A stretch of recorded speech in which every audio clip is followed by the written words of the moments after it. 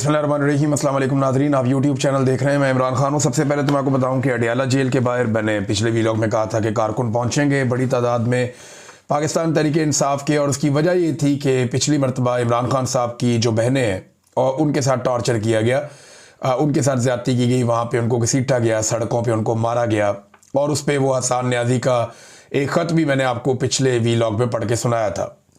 अब अडियाला जेल के बाहर एक तो खैबर पख्तूनख्वा की जानिब से बड़ी तादाद में कारकुन आए, दूसरा पंजाब से आलिया हमज़ा ने कहा कि जो टिकट होल्डर्स हैं और जितने भी लोग वहाँ पे उम्मीदवार हैं या ओहदेदारान हैं वो सारे पहुँचे। तो अडियाला जेल के बाहर यहाँ पे भी बहुत बड़ी तादाद में लोग आ गए, पंजाब से भी, और फिर ISF की एक बड़ी अच्छी खासी तादाद ने इसमें शिरकत की है, नौजवान बड़ी तादाद में। शाहिद खटक, मीना खान अफरीदी, अल्लामा राजा नासिर अब्बास साहब, शौकत बसरा साहब, बहुत सारे वकला भी आए हैं। तो एक बड़ी तादाद है लोगों की जो अलीमा खानम और नौरीन खानम के साथ मौजूद है अडियाला जेल के बाहर। छोटी मोटी झड़पें भी हुई हैं पुलिस के साथ, और इस मरतबा कारकुनों की तादाद हज़ारों में है। जो मीडिया के लोग जिनसे मेरी बात हुई, मैंने कहा जी मुझे एग्जैक्ट आप सिचुएशन बताएं, तो उन्होंने कहा जी हज़ारों कारकुन पहुँचे हैं, कुछ कारकुन वापस भी गए हैं। जब रात हुई है तो कुछ कारकुन वापस चले गए हैं सारा दिन इंतज़ार करके, और वो ये इंतज़ार कर रहे थे कि इमरान खान साहब की बहनों की मुलाकात करवाई जाएगी इमरान खान साहब से, तो अंदर से कोई पैगाम बाहर आएगा, लेकिन मुलाकात फिर नहीं करवाई गई। और इस वक्त जब मैंने आखिरी टेलीफोन कॉल किया तो 400 के करीब लोग अलीमा खानम के साथ और इमरान खान की दीगर बहनों के साथ वो अडियाला जेल के बाहर बैठे हैं। इन्होंने जब बढ़ने की कोशिश की अडियाला जेल की जानिब, तो फिर पुलिस की भी बहुत बड़ी नफरी थी, सैकड़ों की तादाद में पुलिस वाले भी इकट्ठे किए हुए थे। तो सारा दिन पुलिस जो है वो लड़ाई झगड़ा कर नहीं पाई। उसकी एक बड़ी वजह यह थी कि कारकुनों की तादाद बहुत बड़ी थी, और दूसरा इस वक्त रियासती इदारे नहीं चाहते, क्योंकि मौजूदा रजीम नहीं चाहता कि कोई नई बड़ी लड़ाई हो जाए। लेकिन इमरान खान साहब से मुलाकात भी वो नहीं करवा पा रहे, बल्कि एक गैर मुल्की सफ़ीर को मुबैना तौर पर इन्होंने ये भी कहा कि जी बाद में हम कंपनसेट कर देंगे, थोड़ा टाइम हमें दे दें। तो एक आधा महीना मांगा गया था, लेकिन देखें मुलाकातें तो करवानी पड़ेंगी। जब आसिम मुनीर साहब महसूस करेंगे कि अब उन्हें कोई ख़तरा नहीं है, तो फिर वो इमरान खान साहब की मुलाकातें दोबारा खोल देंगे। ताकत तो बहुत हासिल कर ली आसिम मुनीर साहब ने मौजूदा निज़ाम के अंदर, ताहयात इस्तिस्ना है, ताहयात मुरात है, ये सारी चीज़ें हैं। बहरहाल झड़पें हुई, उनमें हंगू के MNA यूसुफ खान साहब वो नज़र आए, बाकायदा वो ज़ख्मी हो गए।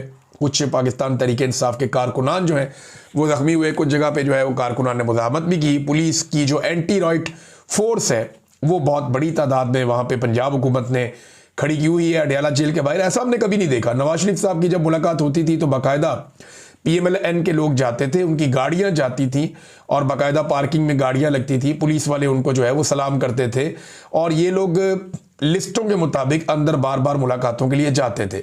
मीडिया के लोग जाते थे, उनके लिए अलग एक पूरा पार्किंग का इंतज़ाम बनाया हुआ था, बाहर जो है वो कैंप लगा हुआ था, खाने पीने का प्रॉपर इंतज़ाम होता था, बहुत फैसिलिटेट किया जाता था इमरान खान साहब के दौरे हुकूमत में। जब उस्मान बुज़दार वज़ीर आला था पंजाब का, ये उस्मान बुज़दार से आप पूछ सकते हैं कि किस किस्म के इंतज़ाम थे। उस वक्त एक ब्यूरोक्रेट जो होम सेक्रेटरी था पंजाब का, वो तो बहुत फैसिलिटेट करता था, बाकायदा वो अहकामात लेता था। पंजाब हुकूमत के मुलाजिम होने के बावजूद वो PMLN से अहकामात लेता था। तो अब सूरत हाल ये है कि यहाँ पे अलीमा खानम ने ऐलान किया कि हम कल सुबह तक यहाँ पे धरना देंगे। अगर इमरान खान साहब से हमारी मुलाकात नहीं करवाई जाती तो फिर ये लंबा धरना चलेगा, इसके ऊपर ये लोग एहतजाज करेंगे। तो ये अडियाला की सिचुएशन है, इसमें कोई डेवलपमेंट होगी मैं आपके साथ शेयर कर दूंगा। सैकड़ों कारकुनों के साथ अभी भी काफ़ी बड़ी तादाद में लोग वहाँ बैठे हैं। बैरिस्टर गौहर वहाँ पे आए थे, उन्होंने अपना एहतजाज रिकॉर्ड करवाया और उसके बाद बैरिस्टर गौहर वापस चले गए। तो आज के दिन भी इमरान खान साहब की फैमिली की मुलाकातें नहीं करवाई गई, और ना ही मुलाकातें वकला की करवाई गई। तो कैद तन्हाई जो है इमरान खान साहब की, अब जब मैं ये वीलॉग रिकॉर्ड कर रहा हूँ तो अब तक जारी है। DG ISPR ने सहाफ़ियों से मुलाकात की, आजकल काफ़ी एक्टिव है। थोड़े दिन पहले ये मुख्तलिफ तालीमी इदारों में भी जा रहे थे, मदरसे के अंदर भी नज़र आए कि वहाँ पे इन्होंने बड़ी गर्मजोशी के साथ इनका इस्तकबाल भी किया गया। DG ISPR का इनके माथों के बोसे भी लिए गए, और DG ISPR मदारस में भी पहुँचे। एक मदरसे के अंदर वहाँ पे कुछ बातचीत हुई, उसका अहवाल भी है। लेकिन अभी जो है वो मुलाकात की है जो सीनियर सहाफ़ी हैं, कुछ एंकर्स हैं, उनके साथ DG ISPR ने। इस मुलाकात में क्या बातचीत हुई, ये कुछ चीज़ें मैं आपके सामने रख देता हूँ। जो मेन चीज़ें हैं, एक तो उन्होंने जो अफगानिस्तान में तालिबान हुकूमत है उनको कहा कि तालिबान जो है वो हुकूमत एक रियासत की तरह जो है वो फैसला करें, नॉन स्टेट एक्टर्स की तरह फैसला ना करें। फिर उन्होंने कहा जी कि तालिबान हुकूमत कब तक अबूरी रहेगी, यानी पाकिस्तान की इस्टेब्लिशमेंट को इस बात की फ़िक्र है कि अफगानिस्तान में एक अवामी मुंतखब हुकूमत होनी चाहिए, लेकिन क्या पाकिस्तान में एक अवामी मुंतखब हुकूमत है? इसका जवाब सारे पाकिस्तानी जानते हैं।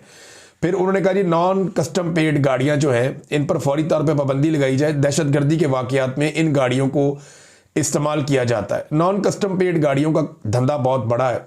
ये गाड़ियाँ अफगानिस्तान से पाकिस्तान में दाखिल होती हैं और इनको पाकिस्तान के कई इलाकों में चलाया जाता है, कबायली इलाकों में, इवन स्वात में, ऊपर गिलगित बल्तिस्तान में, बहुत सारे एरियाज़ में ये गाड़ियां चलाई जाती हैं जो नॉन कस्टम पेड गाड़ियां हैं, और इनकी स्मगलिंग के अंदर बाकायदा बहुत पैसा बनाया जाता है और बॉर्डर पे खड़ी हुई सिक्योरिटी फोर्सेस भी इसके लिए जिम्मेदार हैं।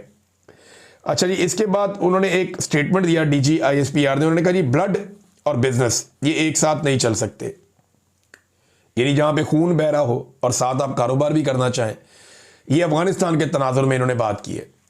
ऐसी ही बात इंडिया पाकिस्तान के बारे में करता था कि ट्रेड एंड टेररिज्म ये एक साथ नहीं चल सकता, यानी टेरर एंड ट्रेड एक साथ नहीं चल सकता। ये बात इंडिया पाकिस्तान के लिए करता था। आज पाकिस्तान वही बात अफगानिस्तान के लिए कर रहा है कि ब्लड और बिजनेस एक साथ नहीं चल सकते। इंडिया ने टी का वर्ड यूज़ किया, पाकिस्तान ने बी का वर्ड यूज़ किया, लेकिन दोनों तरफ एक नफरत है और वो बढ़ती जा रही है।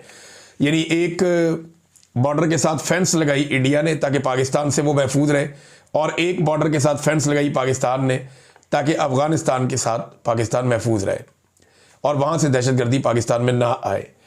अब दोनों तरफ जो है वो कार्रवाइयाँ होती रहती हैं। इंडिया वैसे ही पाकिस्तान को पसंद नहीं करता और अब ऐसा लगता है कि पाकिस्तान भी उसी तरह से अफगानिस्तान को पसंद नहीं करता। को ब्लड और बिजनेस एक साथ नहीं चल सकते। ये नहीं हो सकता कि हमारे पे हमले हों और हम तजारत करते रहें। एक और बात उन्होंने की, अफगानिस्तान के अवाम के हम खिलाफ नहीं हैं, हम दहशतगर्दी के खिलाफ हैं जो वहाँ से आती है। फिर एक और बात उन्होंने कहा जी मैं ये बताना चाहता हूँ कि ये एक्शन ये बताता है कि तहरीक तालिबान अफगानिस्तान और तहरीक तालिबान पाकिस्तान में कोई फ़र्क नहीं है। यानी TTA यही अफगान तालिबान और TTP तहरीक तालिबान पाकिस्तान, इनमें कोई फ़र्क नहीं है। ये फ़र्क पाकिस्तानी तो कभी भी नहीं समझते थे, लेकिन पाकिस्तान के जो मिलिट्री एस्टेब्लिशमेंट है इन्होंने दो हिस्सों में डिवाइड कर रखा था। एक पाकिस्तान की मिलिट्री एस्टेब्लिशमेंट ये कहती थी ये गुड तालिबान है, दूसरों को कहते थे ये बैड तालिबान है, और इन्हीं के ज़रिए से बहुत पैसा भी बनाया लोगों ने। यानी अली अमीन गंडापुर ने बताया और खैबर पख्तूनख्वा पुलिस ने बताया कि हमने जब भी कभी दहशतगर्दों को गिरफ्तार किया तो एजेंसियां आकर हमसे छुड़ा कर ले जाती थी कि ये हमारे असासे हैं, ये गुड तालिबान है, ये बुरे लोग नहीं है, तो इन्हें छोड़ दिया जाए। तो ऐसा बार बार होता रहा। लेकिन अच्छी बात है कि आज फ़ौज ये कह रही है कि, और इन्हें समझ आ गई इस बात की, जो खेल इन्होंने बड़ा लंबा अरसा खेला कि गुड और बैड कुछ नहीं होता, जो हथियार उठा ले रियासत की मौजूदगी में और रियासत की रिट को चैलेंज कर दे वो सब बैड ही होते हैं और उनके दरमियान में आप तफरीक नहीं कर सकते। उन्होंने कहा जी हम हक पर हैं, हक गालिब आएगा। फिर एक सियासी मामले पे उन्होंने गुफ्तगू की, क्योंकि जब DGISPR आते हैं तो कोई ना कोई सियासी बात तो हो जाती है। उन्होंने कहा जी कि एक सियासी जमात और दीगर अनासर के सोशल मीडिया अकाउंट बैरून मुल्क से ऑपरेट हो रहे हैं। ये तो नवाज शरीफ का अकाउंट भी बैरून मुल्क है, फजलुर रहमान का भी है, बेशुमार लोगों के जो अकाउंट्स हैं बैरून मुल्क से ऑपरेट हो रहे हैं। उन्होंने कहा कि ये सोशल मीडिया अकाउंट रियासत मुखालिफ मुहिम चला रहे हैं, ये DGISPR ने कहा। फिर उन्होंने कहा जी कि दहशतगर्दी के ऑपरेशन जो है वो 4910 किए गए हैं 4 नवंबर से अब तक, हज़ारों ऑपरेशन कर दिए। हर एक दिन के अंदर 232 ऑपरेशन एवरेज फौज कर रही है और 336 दहशतगर्दी के वाक़यात हुए हैं। तो DGISPR ने एक लंबी चौड़ी प्रेस कॉन्फ्रेंस की है। उन्होंने ये भी कहा हम रियासत हैं, रियासत के तौर पर रद्दमल देते हैं। एक तो कोई इदारा रियासत नहीं होता, लेकिन अगर उन्होंने रियासत पाकिस्तान की नुमाइंदगी करते हुए ये बात की है फिर तो ठीक है, लेकिन रियासत जो है वो किसी इदारे का नाम नहीं है। इसके लिए आपको आइन को तब्दील करना पड़ेगा। DGISPR ने एक और बात कही कि ये बैरून मुल्क से अकाउंट जो है वो प्रोपेगेंडा करते हैं, रियासत मुखालिफ कोई बयानियाँ बनाते हैं। तो देखें, रियासत मुखालिफ बयानियाँ जो भी बनाएगा वो गलत है और उसकी तो सारे मजम्मत करेंगे, लेकिन इदारों की सियासत में मुदाखलत पर अगर लोग तनकीद करते हैं तो वो तो बिल्कुल दुरुस्त है, वो तो आईन भी इसकी इजाज़त नहीं देता। इसके अंदर ना डिफ्रेंशिएट करना बड़ा मुश्किल हो जाता है। ये एक स्वीपिंग स्टेटमेंट देके सबको रगड़ देते हैं। ऐसे लोग जो पाकिस्तान के खिलाफ हैं या पाकिस्तानी रियासत के खिलाफ हैं, जो ये चाहते हैं पाकिस्तान तबाह बर्बाद हो जाए, उन लोगों को अलग रखना पड़ेगा। और वो लोग जो ये चाहते हैं कि पाकिस्तान के इदारे अपनी आईनी हुदूद के अंदर जाएं, जो लोग ये चाहते हैं कि मिलिट्री एस्टेब्लिशमेंट या पाकिस्तान के फौजी जर्नैल साफ बात करें, तो वो पाकिस्तान के फैसलों में अपना किरदार अदा करना बंद कर दें और मातहत के तौर पे काम करें, जो रियासत फैसला करे। और रियासत क्या है? अवाम की मुंतखब की हुई हुकूमत। मैंडेट का एहतराम किया जाए, रूल ऑफ लॉ होना चाहिए। ये ताहयात इस्तिस्ना वाली चीज़ें इस किस्म की नहीं होनी चाहिए। आइन का जो है वो बाजू मरोड़ के अपनी मर्जी के जो है वो शक्ल शामिल नहीं करनी चाहिए। अदलिया को कंट्रोल नहीं करना चाहिए, मीडिया को काबू नहीं करना चाहिए। तो जो लोग इसके लिए आवाज़ उठाते हैं, उन लोगों का तो पाकिस्तान को शुक्रिया अदा करना चाहिए कि उन्होंने पाकिस्तान में इंसाफ के लिए, पाकिस्तान में अवामी हुकूक के लिए आवाज़ उठाई है। पाकिस्तान के अंदर बैठ के ये मुश्किल हो जाता है, पाकिस्तान के बाहर से जो लोग उठाते हैं उन सबको सल्यूट करना चाहिए। DGISPR जो तलबा को मिलने गए वहाँ पे एक मदरसे में, यूनिवर्सिटीज़ में तो जा रहे हैं, कॉलेजेस में जा रहे हैं, और उन्होंने ये भी कहा कि रोज़ाना की बुनियाद के ऊपर ये दौरे हमारे एंगेजमेंट जो तलबा के साथ है वो जारी है। अब मैं सिर्फ एक बात पूछना चाहता हूँ कि यही DGISPR और इनके साथ दीगर बहुत सारे और साथी हैं, ये मीडिया को ये कहते थे इमरान खान साहब की हुकूमत गिराते हुए कि हम 93% मकबूल है। इमरान खान सिर्फ 7% है, 93% हम मकबूल हैं। और अगर ये 93% मकबूल है या इनका बयानिया इतना मजबूत है, तो आज एक एक यूनिवर्सिटी, एक एक कॉलेज में, मदरासिस में जाके वहाँ तलबा के साथ घंटों गुजारने की क्या ज़रूरत है? इसका मतलब ये है कि उस वक्त जो आपके पास इंफॉर्मेशन थी या तो वो गलत थी, या आप गुमराह कुन बात कर रहे थे, या आपको खुद नहीं पता था, या आप गलत बयानी से काम ले रहे थे कि आपकी मकबूलियत 93% है। ये गलत साबित हो गया, क्योंकि अब आपको इदारों में जा जाकर फर्दन फर्दन तलबा को मिलकर उनको समझाना पड़ रहा है कि जनाब असल बात क्या है और गलत बात क्या है। फिर तलबा बड़े सख्त सवालात भी करते हैं। अच्छा, मदरसे के जो तलबा ने सवालात किए, इसको शहजाद अकबर साहब ने भी बताया, एक दो और लोगों ने रिपोर्ट किया, मैं हैरान हो गया कि वहाँ से ज़्यादा बेहतर और सख्त सवालात आए हैं। उन्होंने सवालात उठाए कि दहशतगर्दी काबू क्यों नहीं होती, ये दहशतगर्द आते कहाँ से हैं? कल तक ये हीरो थे, मुजाहिद थे, आज ये दहशतगर्द कैसे बन जाते हैं? आपका ऊपर बंदा बदलता है, पॉलिसी बदल जाती है। तलबा ने बड़े सख्त सवालात किए और यहाँ तक हो गया कि DGISPR को भी सख्त जवाबात देने पड़ गए। बलूचिस्तान के मामले में बहुत सवालात हुए कि जो सरदार आपको पसंद होते हैं वो वहाँ पे इलेक्शन जीत जाते हैं, फिर उनको बड़ी बड़ी गाड़ियाँ और प्रोटोकॉल मिल जाते हैं, बाकी लोगों को दीवार से लगा दिया जाता है। फिर बलूचिस्तान के बच्चों के हाथों में बंदूकें किसने पकड़ाई, ये भी सवालात पूछे जाते हैं।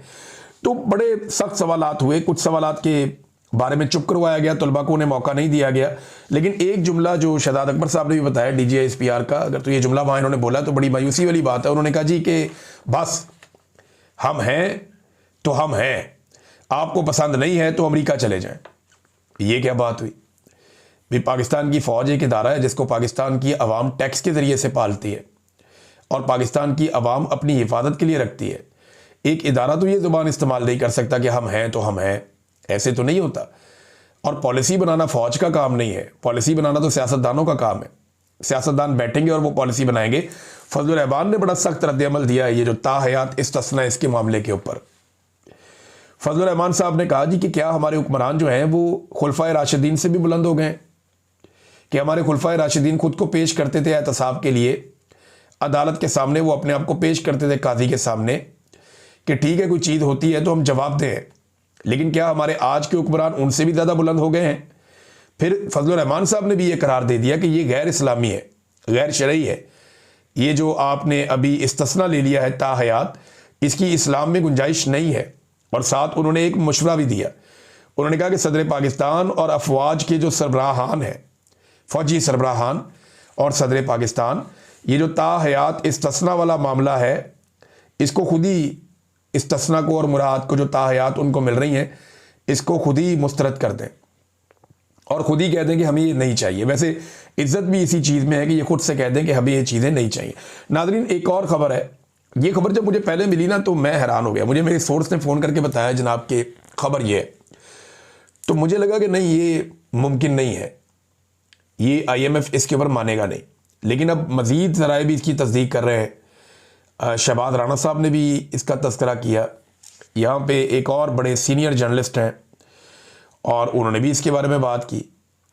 ये जो सीनियर जर्नलिस्ट हैं सनाउल्लाह खान साहब डॉन में है, इन्होंने भी वही बात कर दी और अब खबर जो है उसकी तस्दीक हो रही है। खबर बड़ी खौफनाक है। वो ये कहते हैं कि IMF की जो रिपोर्ट छपी है ना, ये रिपोर्ट 186 सफ़ात की छपी है, लेकिन ये 186 सफ़ात की रिपोर्ट नहीं थी। ये रिपोर्ट लगभग कोई 225 सफ़ात के करीब थी, यानी इसमें इतने ज़्यादा डाटा मौजूद था। 220 225 के करीब इतने सफ़ात इसके थे। अभी एग्जैक्टली ये नहीं पता कि इसके टोटल सफ़े पहले कितने थे, लेकिन इसमें से बहुत सारे सफ़ात निकलवा दिए गए इस रिपोर्ट में से।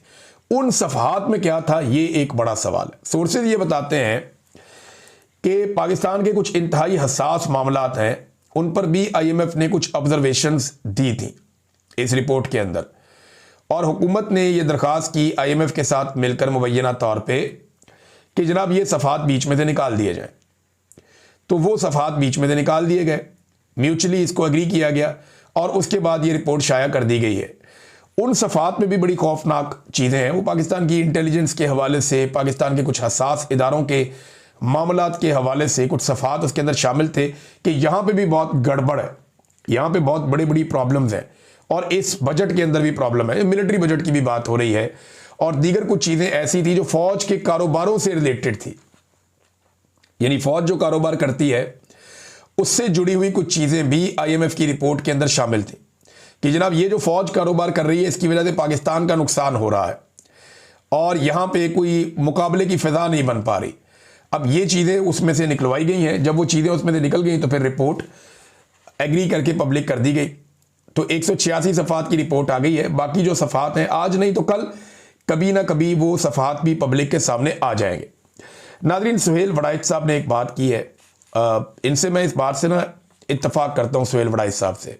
उन्होंने कहा जी हुकूमती जमातों के पास एस्टेब्लिशमेंट की हर बात मानने के अलावा कोई चारा नहीं है, क्योंकि दूसरी तरफ इमरान खान खड़ा है जो इन्हें कोई स्पेस देने को तैयार नहीं है। अच्छा, इमरान खान साहब स्पेस नहीं देना चाहते, इस बारे में ना मैं कुछ चीज़ें आपके सामने रखता हूँ। सुहेल वड़ाइच साहब खुद भी गवाह हैं, वो उस मुलाकात में शामिल थे, मैं भी वहीं पे था। इमरान खान साहब ने 4 चीज़ों पे हुकूमत को स्पेस देने का 2022 में ही कह दिया था और उन्होंने कहा था जब भी आप इन 4 चीज़ों पे बैठेंगे मैं आपके साथ बैठ जाऊंगा और इन 4 चीज़ों के ऊपर मेरा कंसेंसस हो जाएगा आपके साथ, मैं इनके ऊपर हर किस्म का ताउन करने को तैयार हूं। वो 4 चीज़ें कौन सी थी जो इमरान खान साहब ने उस वक्त कही थी? नंबर 1, फौज का सारे मिलकर सियासत में किरदार खत्म कर देते हैं। सुहेल वड़ाइच साहब भी थे, 2-3 और जर्नलिस्ट भी थे सीनियर, शायद मुजीबुर रहमान शामी साहब भी थे उसमें।